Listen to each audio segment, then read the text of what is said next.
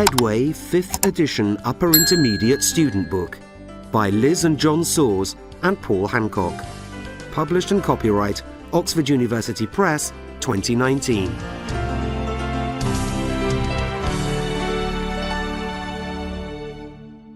CD 2. 4.1 White Lies. A. Truth is, I was with my mates watching the football and it went to extra time and penalties. But I can't tell my girlfriend. She'll be furious. She once told me that I love football more than her. B. I don't usually pull sickies, but honestly, I can't cope with another day of stress in that office right now. I need a break. And it's not as if I don't deserve one. I've been working weekends for ages. C. Oh, I hate lying to him, but it's nothing serious. There's this new guy in the office who has a massive crush on me. It's very sweet. And I can't tell Nick because he gets jealous so easily. D. I hate it. It looks like a wig. But I don't want to tell her because she's new and very nervous. She's trying so hard and I don't want to wreck her confidence. I'll get it cut properly somewhere else later. E. Oh, I completely forgot to email it to him. But I can't admit that. He's the boss and he's so unforgiving. He doesn't tolerate mistakes and I don't want to lose my job. F. Actually, it hurts like hell seeing Susie with someone else. But I'm not telling Emily. She's a real gossip. She'll tell everybody, and Susie too. 4.2 Questions. 1.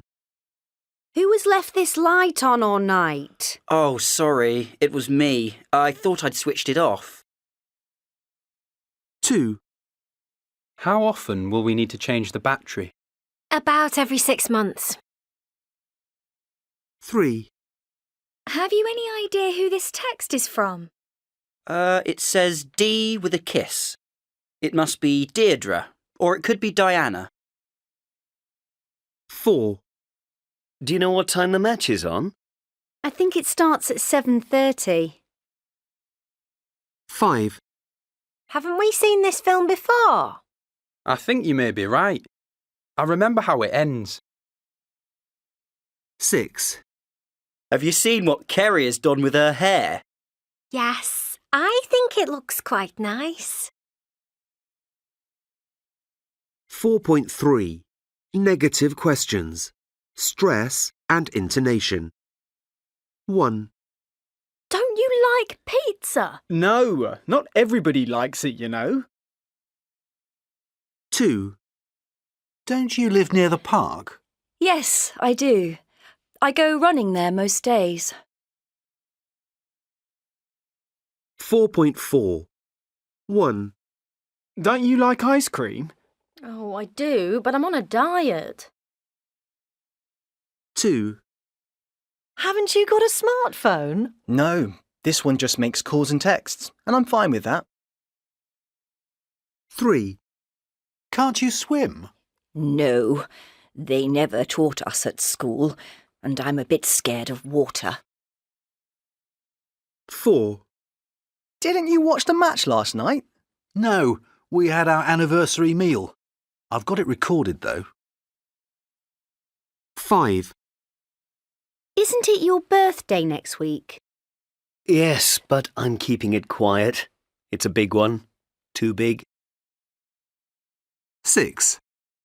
Didn't you work in Berlin once? Yes, I was there from 2015 to 2018. I loved it there.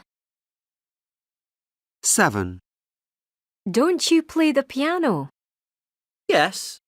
I'm not very good, though. I make a lot of mistakes. 8. Haven't you got twins? Yes, that's right. They're 3 now, so it's still very hard work. 4.5 Hypocritical Hugo. Hi, I'm Hugo. Let me tell you about my lifestyle and beliefs.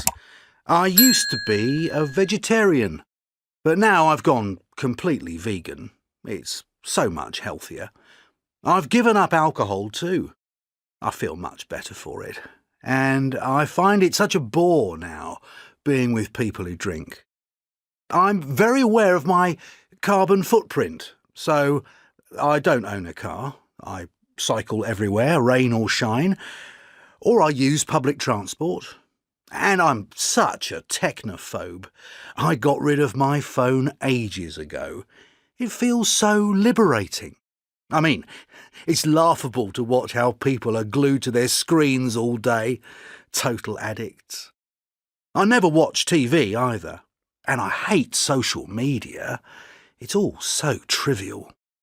I'm an atheist because I think religion is a way of brainwashing people and it always seems to lead to wars. I'm a total pacifist, obviously. And it goes without saying that I'm an anti-royalist. What a waste of taxpayers' money that whole charade is. 4.6. How come? 1, Why is he eating bacon if he's a vegan?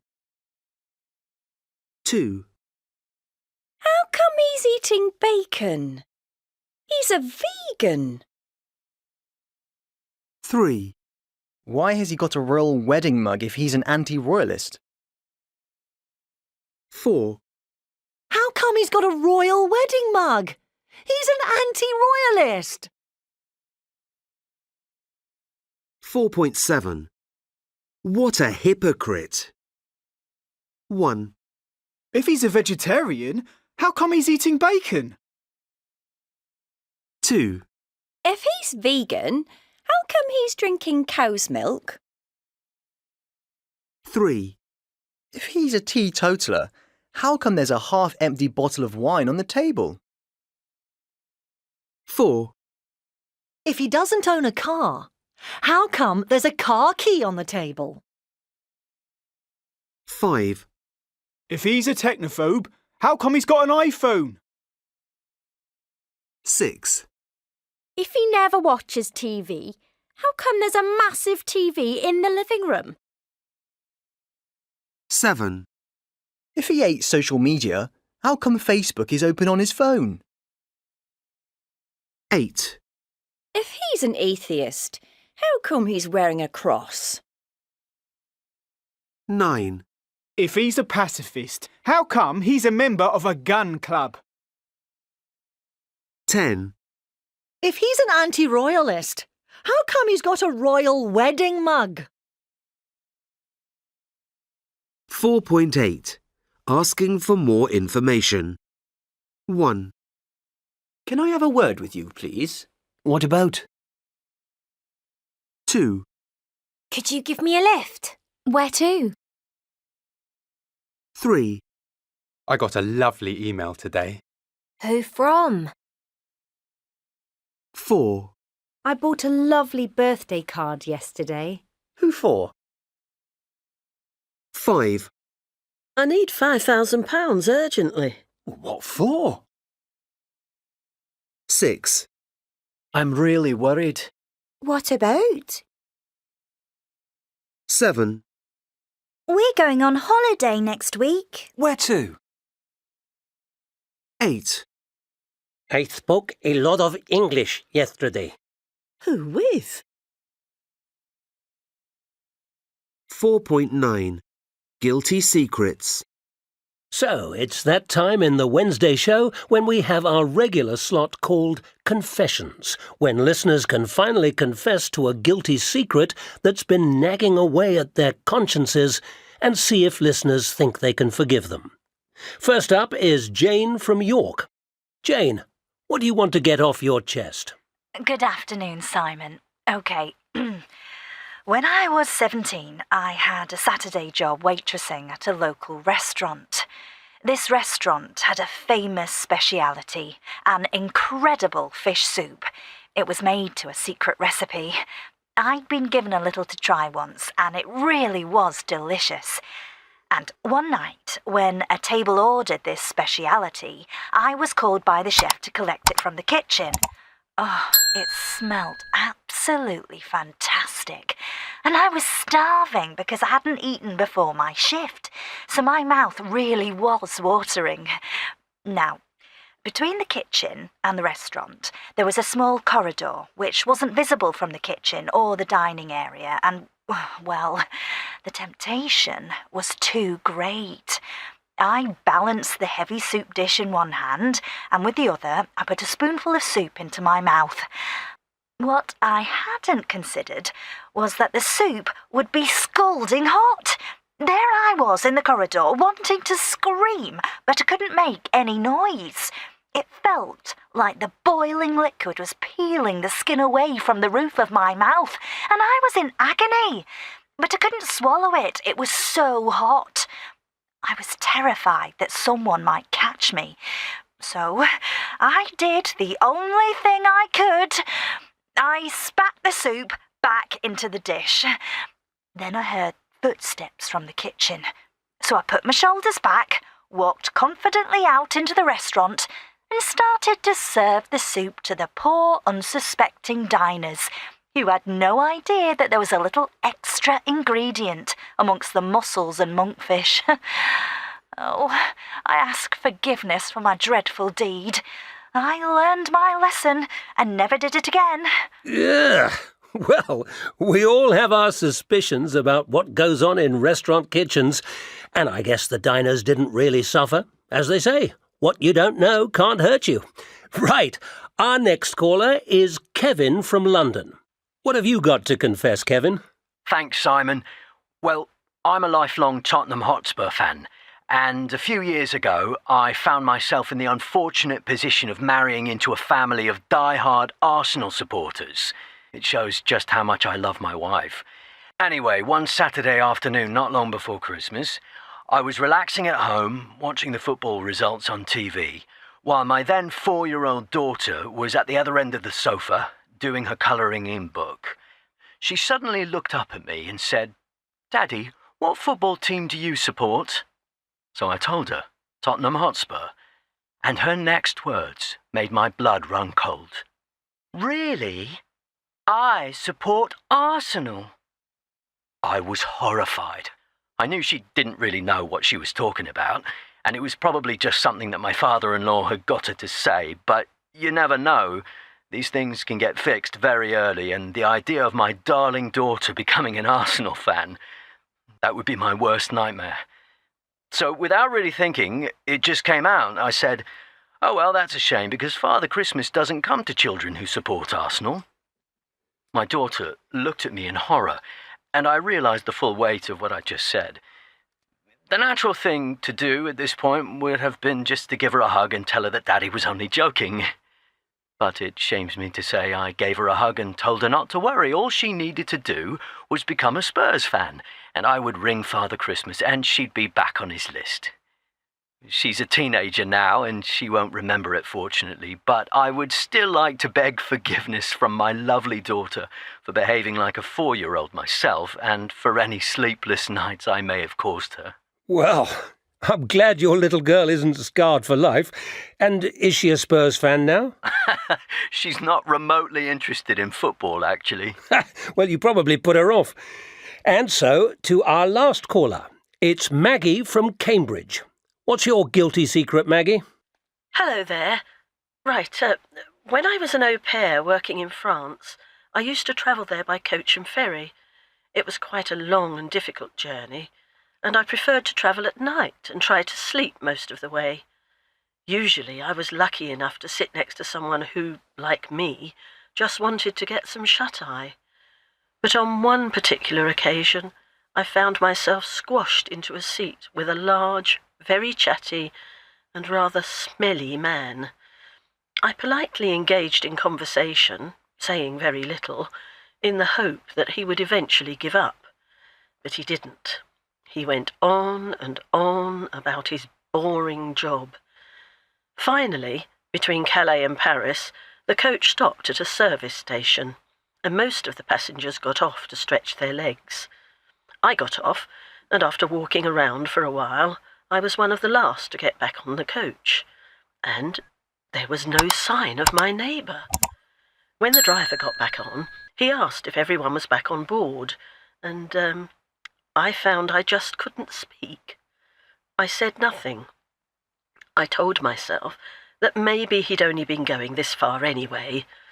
It was a desperate attempt to feel less guilty, I know, but as we drove off into the night, I looked out of the window and saw the man running across the car park, waving frantically. I never even attempted to get the driver to stop. When I got off the coach in Paris in the cold light of dawn, I disappeared before the driver realised that the man wasn't there, because I knew he'd ask me why I hadn't said he was missing. So I don't know if I can be forgiven for leaving a poor man stranded in a foreign motorway service station in the dead of night. I've been haunted by the vision of him running after us ever since. Oh, dear. Well, let's wait for some calls and texts to see what the listeners think about that. Stephen from Chester, what do you think? 4.10. Saying the opposite. 1. Barry's a very successful businessman, isn't he? Yeah, but he's a complete failure as a father. He never sees his kids. 2. My granddad's so generous. He gives me a £20 note every time I see him. Lucky you. My granddad's famous for his meanness. A fiver every birthday if he remembers. 3. Well, Henry, I'm pleased there's been some improvement in your behaviour this term, but unfortunately your work has got worse. Oh, it's not fair, sir. You never say anything encouraging about my work. 4. The word literally is so overused these days. People drop it into every sentence. Yeah, and they don't just use it too much, they misuse it, with a totally wrong meaning. 5. Don't worry, I'm confident the jury will find you not guilty. They'd better. I'm completely innocent. 4.11. Not exactly. 1. This hotel room is tiny. Yes, it's not exactly huge, is it? 2. This party's so boring. Well, it's certainly not the most exciting party I've been to. 3. Ugh, this bread is stale. It's not exactly fresh, is it? 4. Tony's so stingy, isn't he? Well, he's not the most generous person I know. 5. That exam was hard, wasn't it? It certainly wasn't the easiest we've had. 6. Oh, this steak is so tough. It's not exactly tender, is it? 4.12. Being polite. 1. Where's the station? Could you tell me where the station is, please? 2. Have you got change for a £10 note? I'm sorry to bother you, but could you possibly change a £10 note? 4.13. Which is more polite? 1A. Would you mind if I opened the window? I'd rather you didn't, actually. It's not exactly boiling in here. 1B. Can I open the window? No, I'm cold. 2A. Can you come to our barbecue next Saturday? No, I can't. 2B. Can you come to our barbecue next Saturday? Oh, sorry, I'm afraid I'm away all next weekend. What a pity. 3A. Can you help me carry this box upstairs? Yeah, if you want. 3B. Could I ask you a favour? Would you mind giving me a hand carrying this box upstairs? No, not at all. I'd be happy to help. 4. A. Excuse me. Do you think you could turn your music down a bit? I'm so sorry. I didn't realise it was so loud. I'll turn it down right away. 4. B. Can you turn your music down? Yeah, all right. 5. A. Can you check my CV for me? Sorry, too busy. 5. B. Could you possibly have a look at my CV and see if you think it's okay? I'm afraid I haven't got time at the moment. Is there anyone else you could ask? 4.14. Saying no politely. 1. Do you think you could check my homework? I'm afraid I haven't got time right now. Could you ask me later? 2. Would you like me to give you a lift? Oh, that's very kind of you. But my girlfriend's picking me up. 3. I wonder if I could have a word. I'm really sorry, but I'm just about to go to a meeting. 4. Would you mind if I put some music on? I'd rather you didn't, actually. I've got a headache. 5. I wonder if you could look after my dog on Saturday afternoon. I'd love to, but I'm going away this weekend. 6. Do you happen to know where the toilet is? I'm afraid I don't. Try asking that man over there. 7. I could make you something to eat if you like. It's okay, thanks. I've already eaten. 8. Would you mind lending me a £5? I would if I could, but I haven't got any money on me. 4.15. Bon appétit. Ah, Camilla! Hello, come on in. Let me take your coat. Thanks so much.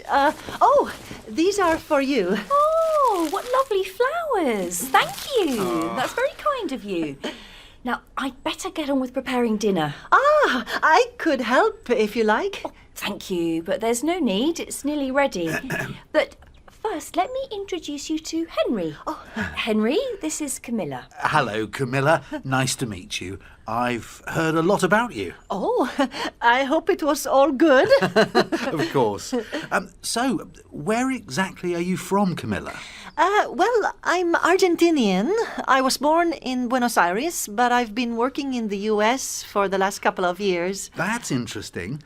And what are you doing in London? Work, I'm afraid. Actually, I'm on my way to Amsterdam for a conference. And I thought I'd stop over in London to see Sophie and Gavin.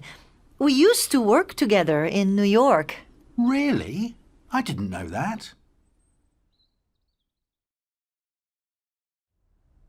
Now, Camilla, would you like me to get you a drink? Oh, could I have a glass of red wine? No, sorry. Oh. I'll have a glass of white, if that's okay. Oh, absolutely. I'll just get that for you. Thanks.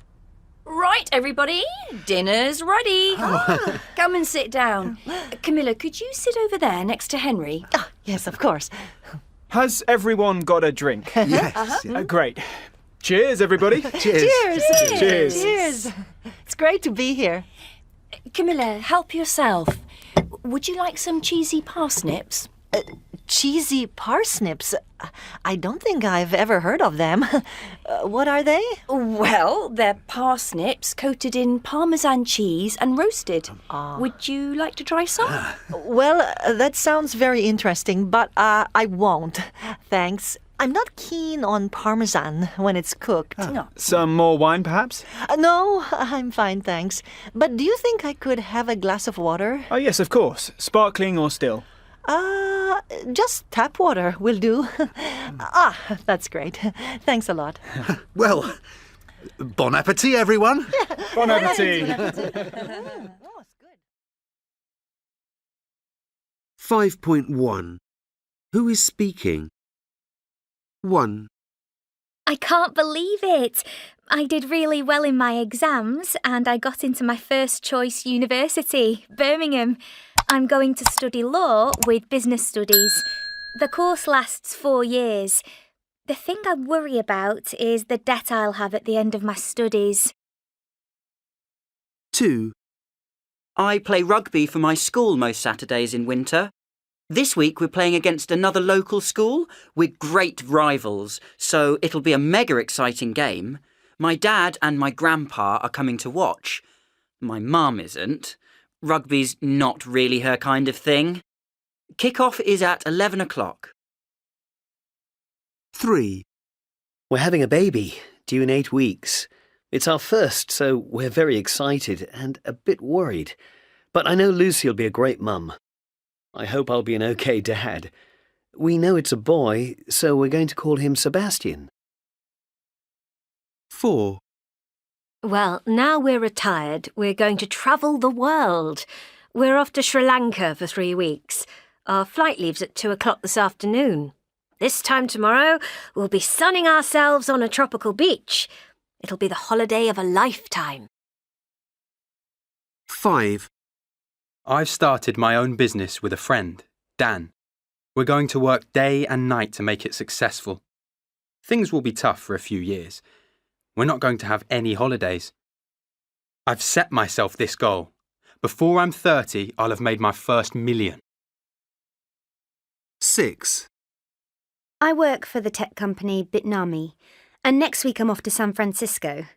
I'm going to work there for a couple of years. I'll be earning twice as much as I earn here, so I'll be able to rent somewhere nice to live, and by the time I return home, I'll have saved enough money to buy my own place. 5.2 Questions and Answers. 1, Where are Ted and Pamela going? Sri Lanka. What will they be doing at this time tomorrow? They'll be sunning themselves on a tropical beach. 2, What is Francesca going to study? Law and business studies. How long does her course last? 4 years. 3, Who will be coming to watch Jason? His father and grandfather. What time does the match start? 11 o'clock.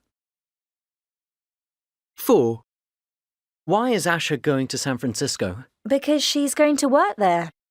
Why will she be able to buy her own place? Because she will have saved a lot of money in the US. 5, Why are Lucy and Mark excited? They're going to have their first baby. What does Mark hope? He hopes he'll be a good father. 6, What is Jonathan going to do to ensure success? He's going to work very hard.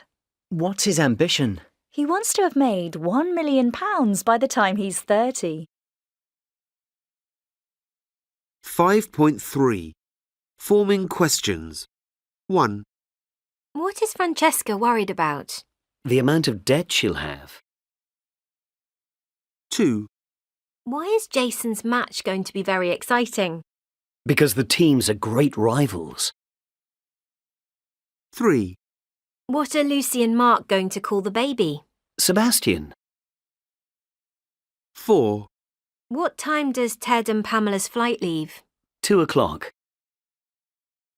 5, Are Jonathan and Dan going to have any holidays? No, they're not. It's all work, work, work. 6, How much will Asha be earning? Twice what she's earning now.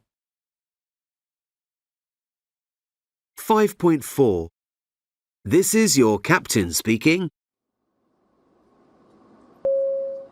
Good afternoon, ladies and gentlemen. Welcome aboard this Virgin Atlantic flight to Boston. In a short time, we'll be taking off. Our flight time today will be approximately 6.5 hours, and we'll be flying at 37,000 feet at a cruising speed of 575 miles per hour. We'll be coming in over the coast of Newfoundland before heading down to Boston. We arrive in Boston at about 20:45 U.S. time. The cabin crew will be serving an evening meal during the flight. If you need any assistance, just press the call button and a flight attendant will come to help you. In case of turbulence, will you please keep your seatbelt fastened when in your seat? In a few moments' time, the cabin crew will be giving out landing cards for those who need them. In 20 minutes, we'll be landing at Boston Logan Airport, where the temperature is a chilly 5 degrees Celsius. Please put your seats in the upright position and remain seated until the plane comes to a complete standstill. We hope you've enjoyed your flight with Virgin Atlantic. 5.5 Holiday Plans. Where are you going on holiday this year? The south of France. We always go to France. Lucky you. When are you going? End of July, when the school holidays begin. Oh, yes. How are you getting there? Are you flying or going by Eurostar? Neither. We'll be driving as usual. We always drive. We take the dog. Driving with 3 children and a dog. I don't envy you. The roads will be really busy in July. I know. I'm not looking forward to the journey. Are you staying in a hotel? Well, we'll be staying in a hotel overnight on the way down, but we're camping this year. Camping? Will you be taking your own tents? No, we're heading for a campsite. It has chalets and all modcons. I've heard French campsites are really good. What will you all be doing there? There's loads to do. We'll be swimming and we'll go canoeing, and I'll be relaxing when the kids let me. Make sure you do. How long are you away for? 2 weeks. Well, have a great time. Maybe I'll have booked my holiday by the time you're back. We haven't decided where to go this year, but we won't be camping. 5.6 What do you think? 1. Do you think you'll ever get a promotion? I hope so. I might one day. It's possible, but I doubt it. I'm sure I will. I'm sure I won't. My boss doesn't even know my name. 2. Are you going out tonight? Yes, I am. I think so, but I'm not sure. I might be. You bet. I'm meeting the guys at the pub. 3. Do you think the world's climate will change dramatically in the next 50 years? I don't think so. I hope not. Who knows? Maybe. I'm convinced it will. All the experts say so. 5.7 The Future of the Future. This is the BBC. Welcome to the podcast of Future-Proofing, the BBC Radio 4 series exploring ideas that will shape the future. In this episode, presenters Timandra Harkness and Leo Johnson explore the future of the future.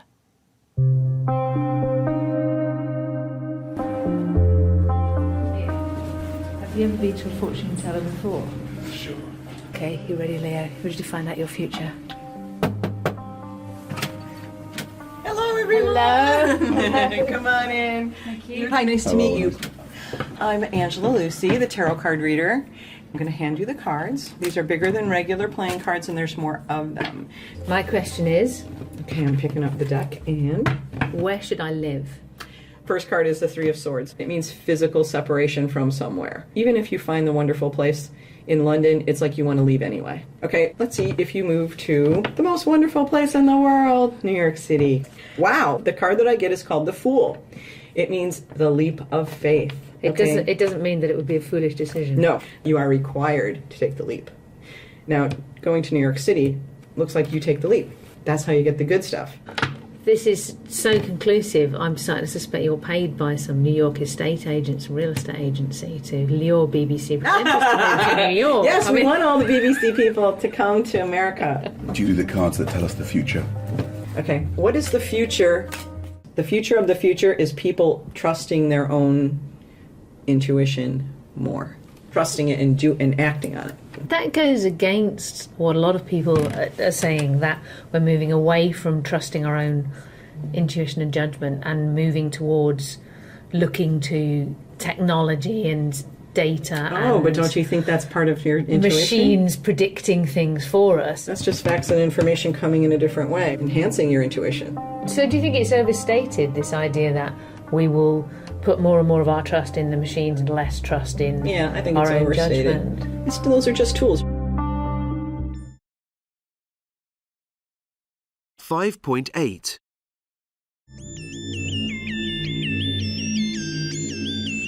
My name is Astro Teller, and I am the captain of Moonshots. As captain of Moonshots for Google's company X, Astro's job is to think the unthinkable and seek solutions to global problems. The future will be moving faster than today. The rate of change that we will experience 5 years from now will be higher than the rate of change we experience today.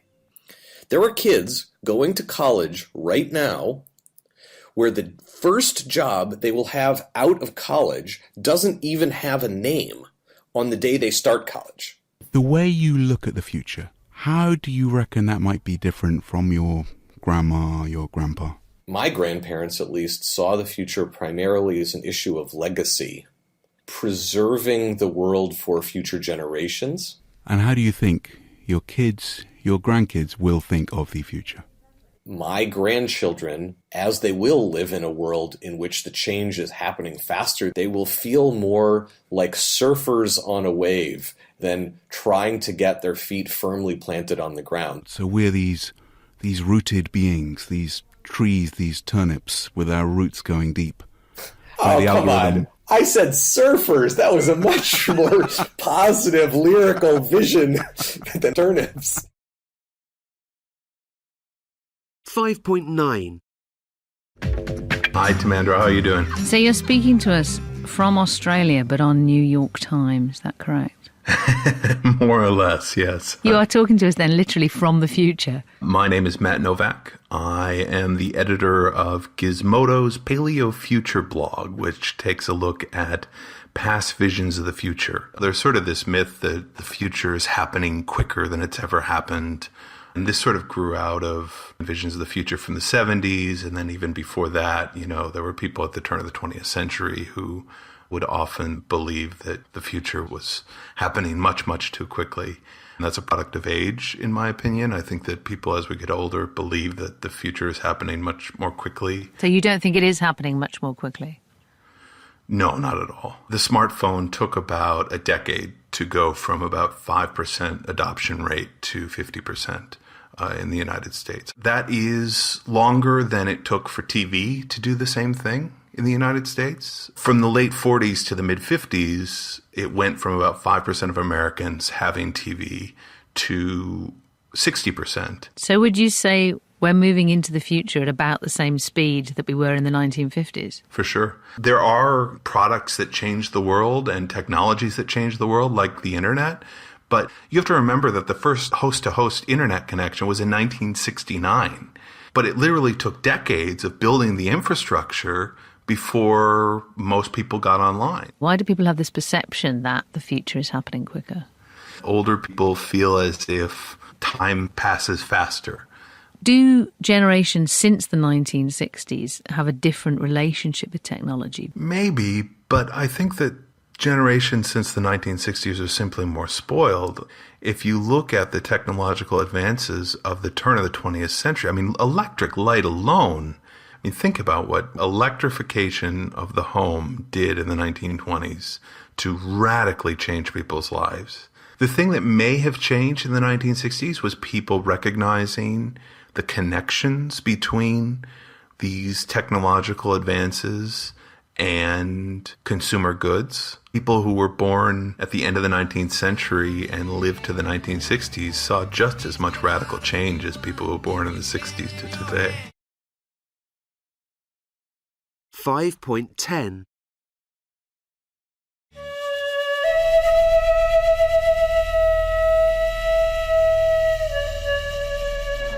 My name is Alexander Rose. I'm the executive director of the Long Now Foundation, and I'm the project manager for the 10,000 Year Clock Project. If your present were to include the last and the next 10,000 years, you would act very differently than if your present only includes today. So tell us about the clock. Why 10,000? Well, 10,000 years, this is when humans really started being a technological species. Fundamental desires are actually pretty much the same. And it's a question about will that be the same in another 10,000 years. What are our fundamental desires? Food, shelter, family, having a better life for your kids than you had for yourself, all of those things. What does the future mean to you? How you pass information to another generation. There's this notion that the past is always better than the future, that there's a good old days and the future is much scarier. Why do we constantly discount that future and think that it's worse when all evidence shows us that the future has always been better and the past has always been worse, but that's not how we think about it.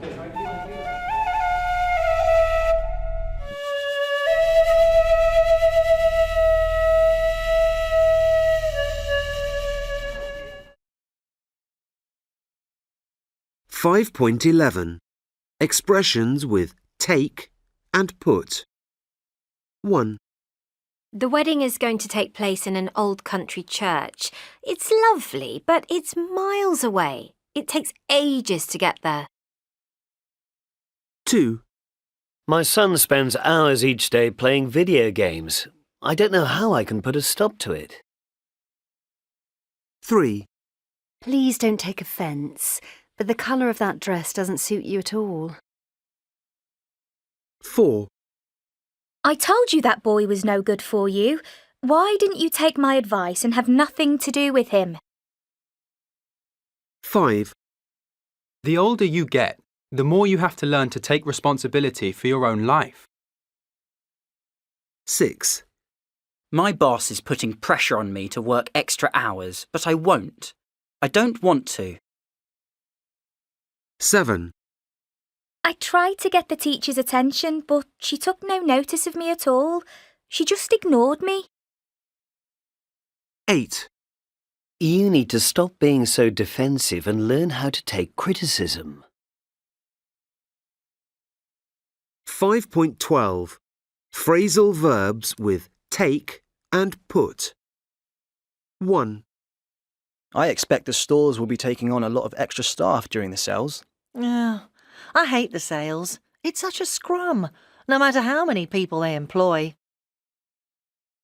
2. The news was such a shock to me, I couldn't take it in at first. Why? What on earth happened? 3. The business really took off after the new manager took over. I know. A good manager makes all the difference to a company. 4. You called me a liar. How dare you? Take that back and say sorry. I will not. You did lie. That chocolate was meant for me. 5. Why don't we put some music on? What would you like? Something to help us relax. It's been a long day. 6. The disgusting smell of the cheese put me off eating my sandwich. I like smelly cheese, especially with fruit, a ripe peach or nectarine, but not in a sandwich. 7. Could you put away all your clothes, please? Your room's a total mess. Oh, not now, Mum. I'm in the middle of a game.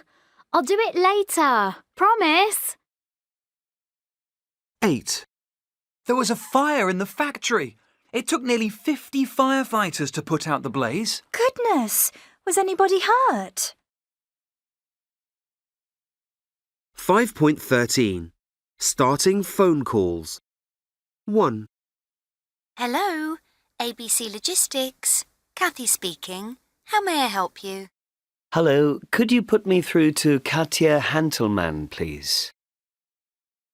2. Hello, Dave. Good to hear you. How are you? Hi, Penny. Not bad. Busy, but life's like that. How are things with you? Oh, you know, usual family stuff. We've all had the flu. And Mike's away on business, so I've got to do the lot. The school run, shop, cook, clean and get to work.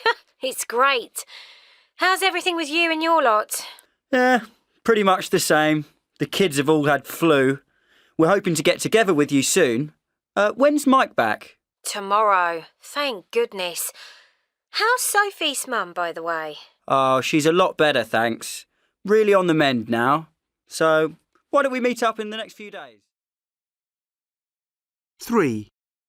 Welcome to National Phones. To help us improve our service, please be aware that some phone calls are recorded for training purposes. Please select one of the following options. For customer services, press 1. To update your account or for billing inquiries, press 2. To request a brochure or hear about the latest special offers, press 3. To hear these options again, press the hash key. To speak to an operator, please hold. 5.14. Calling customer services. Thank you for calling Fast Response Credit. Our priorities are service, quality, and customer satisfaction. To help us deal with your call more efficiently, please select one of the following options. To update your account details, press 1. To check your balance, press 2. To report a lost or stolen card, press 3. To request a statement, press 4. To leave a voice message, press 5. For all other inquiries, please hold and you'll be connected to an operator.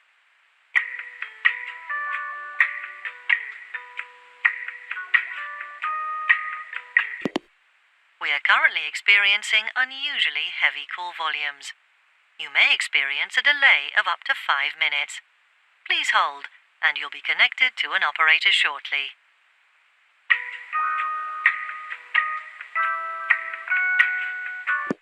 Your call is important to us. Please continue to hold.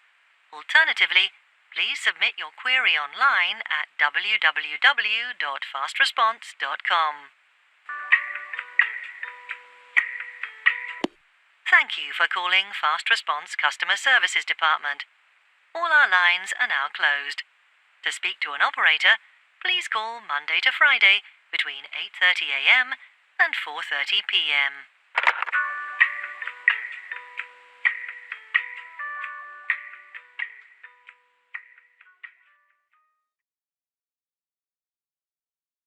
.15. Trying to end a phone call.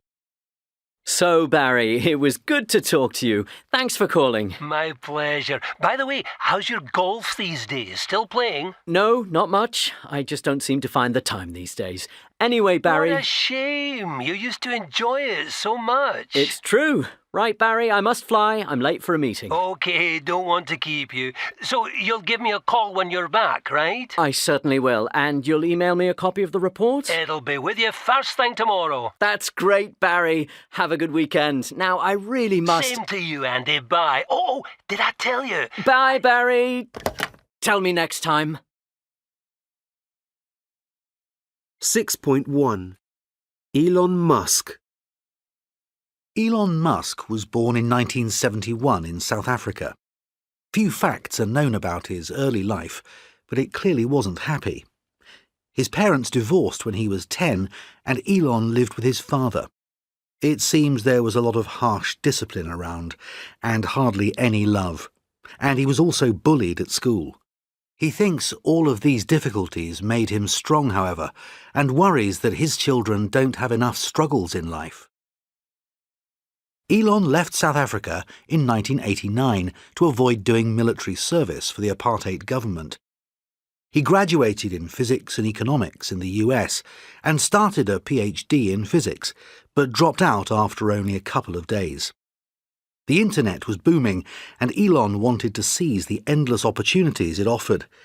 In not much time, he made $187 million from founding and selling Zip2, which produced online city guides, and PayPal. He used the money to fund the ventures closest to his heart: alternative technology and space travel. Musk's car company, Tesla, makes electric cars that all fanatics would desire. The Roadster sports model can accelerate from 0 to 60 miles per hour in 3.7 seconds. His company, SpaceX, successfully launched its Falcon 9 rocket in 2012. There are quite a few private rocket enthusiasts, but Musk's rockets were the first to dock with the International Space Station. In 2018, a bigger rocket, the Falcon Heavy, took a Tesla Roadster into space. The two types of Falcon rocket are reusable. Every rocket booster can land and be used again. Musk currently has 6 companies on the go and numerous projects, including artificial intelligence, solar energy, and a new tunnel boring machine. That idea came while he was stuck in traffic. His tunnelling company is called The Boring Company. 6.2. How much or how many? 1. How much money have you got on you? About €30. 2, How many cups of coffee do you drink a day? Too many. About 5 or 6 usually. 3, How many times have you been abroad? Oh, about 10, I think. 4, How much time do you spend watching TV? Not that much, apart from Netflix binges.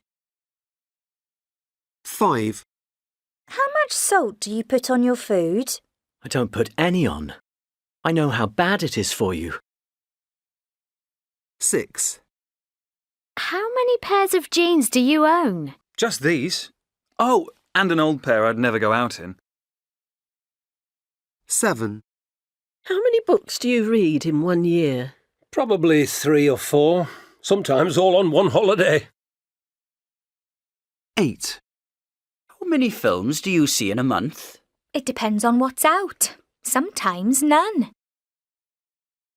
9, How much exercise do you do every week? I go for a run 2 or 3 times a week. 10, How many languages do you speak? 3. Spanish, English, and a little Greek. 6.3 Informal expressions of quantity. 1, There's no need to rush. We've got bags of time. 2, Let Peter pay for the meal. He's got loads of money. 3, I've got zillions of ideas for future projects. 4, We've got heaps of food for the party. Don't buy any more. 5, When our daughter comes home from university, she always brings piles of washing. 6, I've got umpteen jobs to do this afternoon. 7, I've got tons of things to tell you about. 8, There were hordes of people in the supermarket today. 9, I can't come out at the weekend. I've got masses of homework to do. 6.4 Progress or progress. A, Progress. Progress. B, Import. Import. C, Decrease. Decrease. D, Increase. Increase.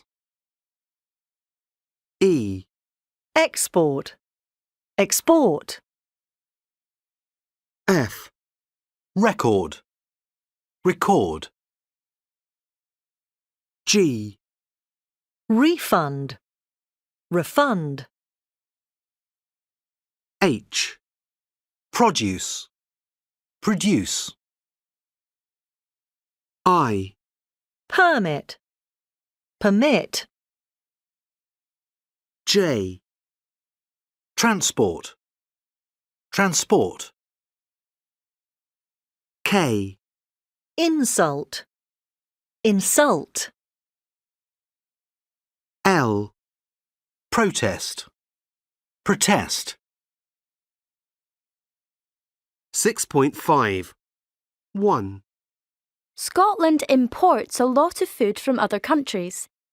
Its exports include whisky and beef. 2, I'm pleased with my English. I'm making a lot of progress. 3, Unfortunately, there's been an increase in the number of unemployed. 4, Fortunately, the crime rate has decreased significantly. 5, How dare you call me a cheat? What an insult! 6, I'm going on a protest march against student fees. 7, I'll record the lecture on my phone so I can listen to it later. 8, The trains were cancelled, but I got a refund on my ticket. 6.6. What part of speech? 1, Invalid. 2, Dessert. 3, Object.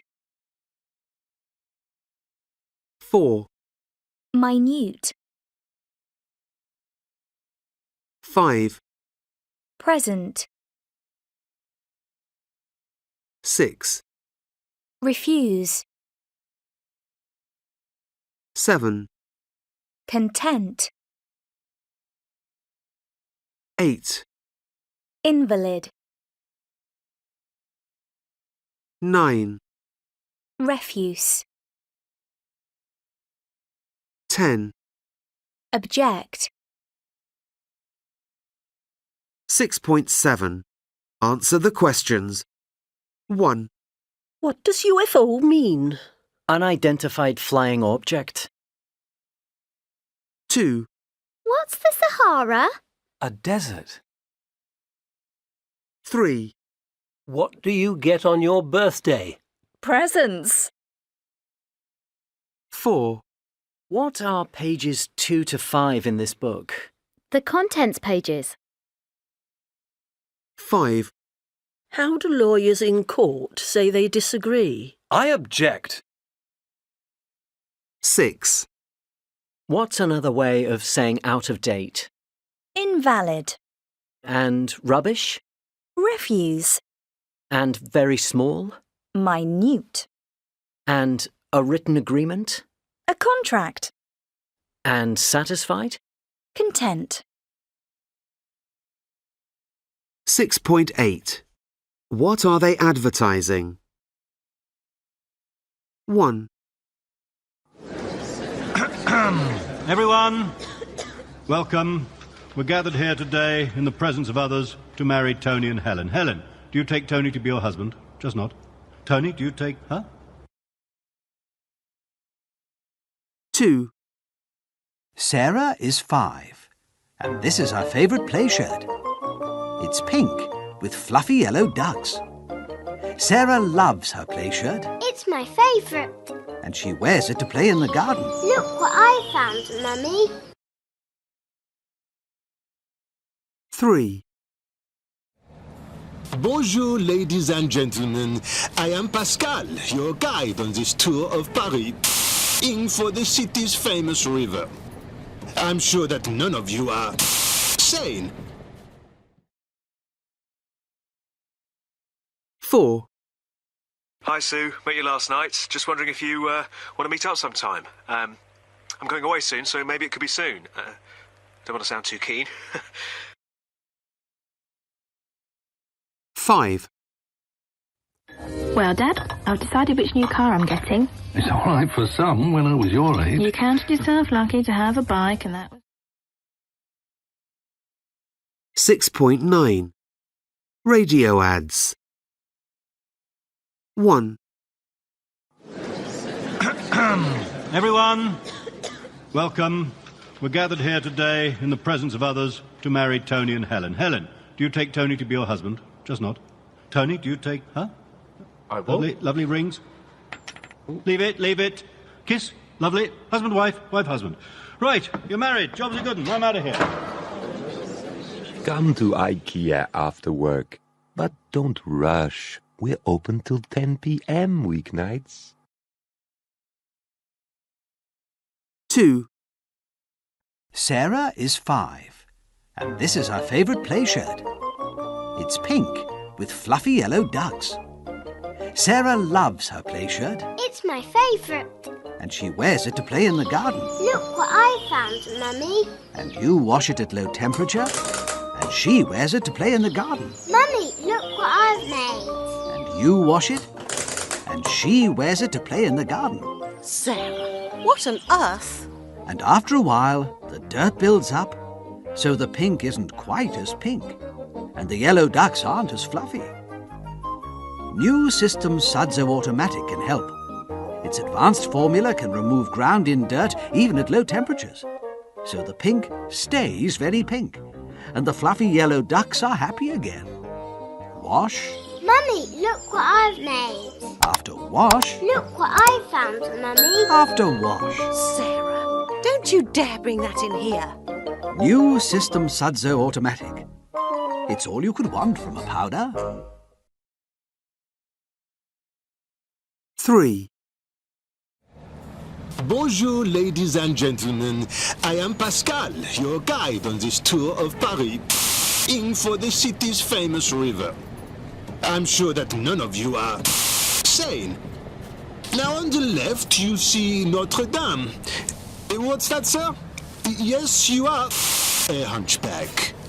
And for the ladies at the front, you are so hideous gargoyles.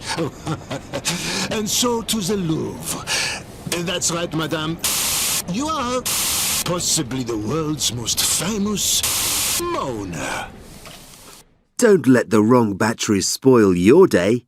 Use Duracell Ultra, our longest-lasting batteries. 4. Hi, Sue. Met you last night. Just wondering if you want to meet up sometime. I'm going away soon, so maybe it could be soon. Don't want to sound too keen. Not that I'm not keen, because I am. Well, you know, within reason. Anyway, maybe lunch or maybe just a drink. Not that you shouldn't do lunch. I mean, you're not fat. You're not fat at all, actually. You've got a great... Not that that's important. It's personality that counts. Anyway... Have a break. Have a Kit Kat. 5. Well, Dad, I've decided which new car I'm getting. It's all right for some when I was your age. You counted yourself lucky to have a bike, and that was second-hand. Oh, no, well, that's where you're wrong, Miss Smarty Pants. I was going to say that when I was 22, I couldn't even have afforded to insure a new car. Neither can I. Well, don't expect me. And I don't have to, because all new Ford Escorts now come with 1 year's free insurance for anyone between 18 and 80, which rules you out anyway. See your Thames Ford dealer now, as offer ends soon. Free insurance, subject to age and status. Just like your mother, always have to have the last word. No, I don't. 6.10. Business expressions and numbers. 1. OK, we have a lot to get through, so shall we get down to business? Yes. The first thing on the agenda is our latest restructure. 2. Could I speak to someone who deals with refunds? Yes, that'll be Mr. Soames. Who shall I say is calling? 3. Could you put me through to Conrad Jones, please? I'm afraid he's unavailable at the moment. Shall I ask him to call you back when he's free? 4. Could you give me last month's sales figures? I'm afraid I don't know them offhand. Bear with me a moment while I look them up. 5. What kind of price did you have in mind? I could offer 2,000? I was looking for 3,000, but I could meet you halfway and do 2,500. 6. Is there any leeway on the July deadline? No, sorry. That's a deal breaker for me. I can't budge on that. 7. I'm afraid something's come up and I can't make our meeting on the 9th. That's OK. Let's go for the following week. Is Wednesday the 13th good for you? 8. I'd like to make a complaint. The parts we ordered 2 weeks ago still haven't arrived. I'm sorry to hear that. If you give me the details, I'll look into it and get back to you. 9. If you have any questions, I'd be happy to answer them now. Patrick! Yes, could you just run through the relocation timetable again? 10. Here's the invoice number you need. It's 041019500064.